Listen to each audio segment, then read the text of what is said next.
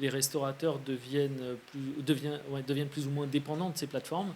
Mais bon, la note est salée, quoi. 30% sur leur chiffre d'affaires TTC qui est facturé, donc c'est énorme.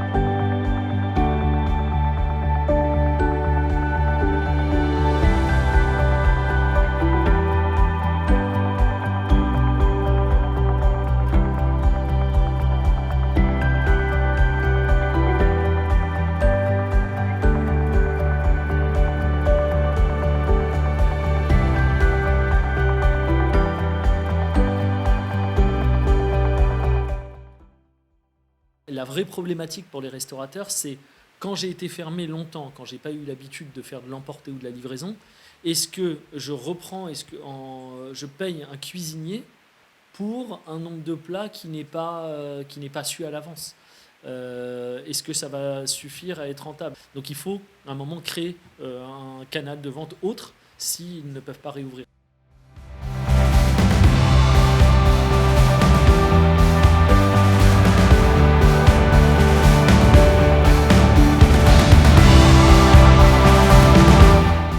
Les grands acteurs du marché veulent être parfaits pour le consommateur.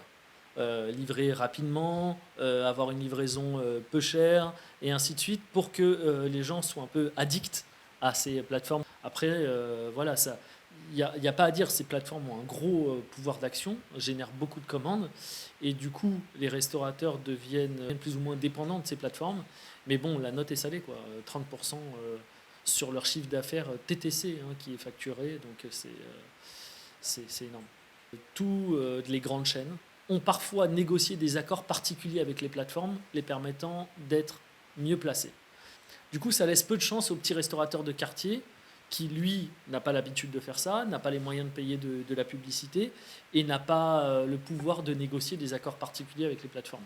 Quand on ouvre l'application en tant que consommateur, les restaurants sont classés par proximité. Donc il n'y a pas cette question-là de classement préférentiel. Les seuls restaurants qui sont en tête de liste, c'est vos restaurants favoris en tant que consommateur. Si vous êtes abonné à un restaurant, vous avez décidé de le suivre, il sera en tête. Demain, si la plateforme décide de le classer moins bien, il perd toutes ses commandes. Il n'y a pas de fidélisation possible sur ces plateformes.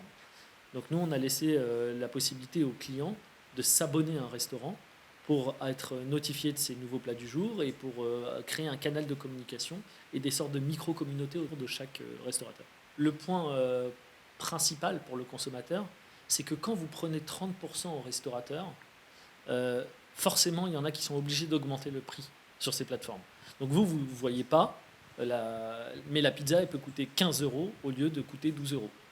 Les restaurateurs qu'on a au téléphone nous disent « Moi, je vais pouvoir faire les mêmes prix que dans mon restaurant ». Donc sur le pouvoir d'achat, ça va se sentir.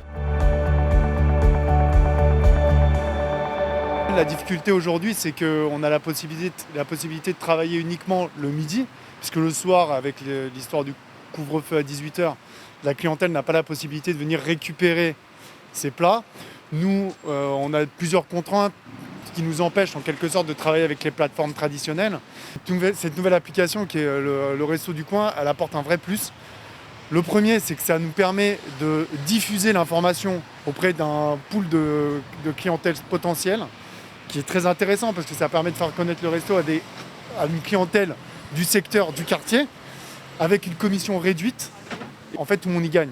Nous, restaurateurs, le client, parce que finalement, il va payer très peu de commission, et l'application qui, elle aussi, permet de se rémunérer. Donc c'est vraiment un cercle vertueux pour tout le monde.